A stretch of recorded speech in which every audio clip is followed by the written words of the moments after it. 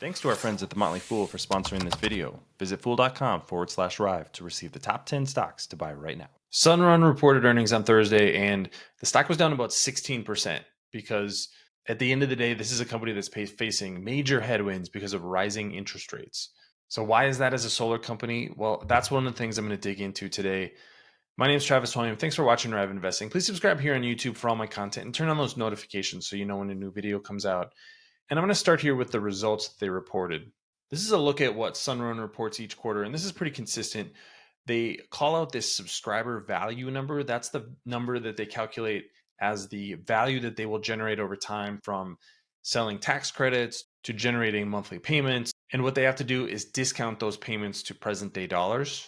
And they come up with $44,000 in value that each subscriber adds, and their creation cost is a little over $32,000. So what they're calculating is about $12,000 in value from each installation that they put up. Here's the other thing I want to highlight, because this is what I'm going to poke some holes in, is $4 billion in net earnings assets, including $843 million in cash.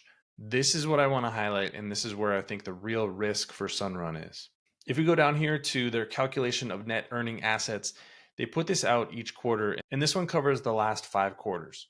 You can see here gross earning asset that they calculated for the contracted period. That's how long the contract that they sign actually runs with each customer. And then a renewal period. What Sunrun does is they make some calculations to assume that in 25 or 30 years, when a contract runs out, that a customer is then going to renew and continue buying electricity from them. This is something that I think we need to question far more as investors, because what we don't have is any data to prove that customers are going to sign a contract to buy energy from 25 or 30-year-old solar panels on the roof. We just don't know what's going to happen in 25 or 30 years. So this is one of those things that when I look at Sunrun's numbers, I always zero out this number. Just assume that there's no value generated from this renewal, and anything that you get from a renewal is just a bonus. And this is really where the challenge comes in. If you look at Q4 2022 numbers, so I'm going to start here. They discounted these cash flows at 5%. Right now, the Fed funds rate is between 5% and 5.25%.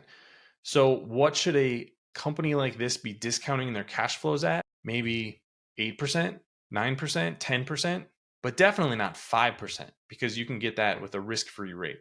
And this is not a risk-free company.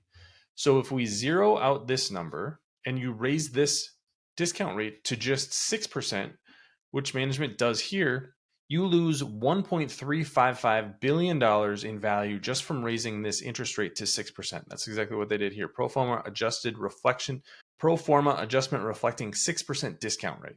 Okay, so if we raise that to 7%, now your loss goes to somewhere around $2.7 billion. 8%, now we're talking over $3 billion. Why is that important? Because once we go to 6% and we eliminate this renewal period, suddenly you realize that the net earnings asset is potentially negative.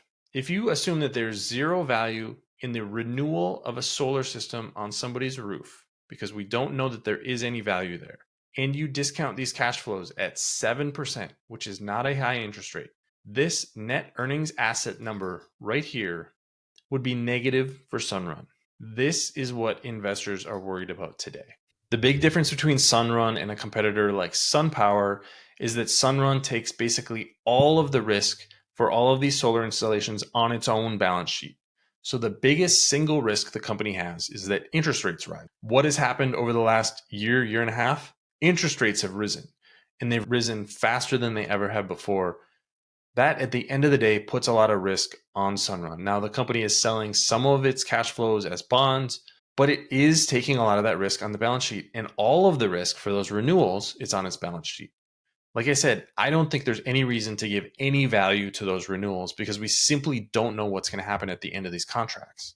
So if you want to look at why Sunrun is down today, this is exactly why. Investors are starting to question what these cash flows look like and what's the value that's actually being added. Other installers simply run their business differently. SunPower, for example, sells all of its financing basically as soon as it installs a project. So it's not taking the same risk on its own balance sheet. It's either offering customers loans, or they're buying their solar systems with cash, or they have financing partners, and those financing partners are taking the risk. The company isn't taking that risk itself. So this is something I've been highlighting for years at this point with Sunrun, and we're finally seeing this risk come to fruition. This is not a stock that I would be buying today. I don't think it's going to generate the kind of value that management has calculated here, and for exactly the reasons that I've highlighted. But I'd love to hear your thoughts in the comment section below. Don't forget to follow Rive Investing. Thanks for watching, everybody. See you here next time.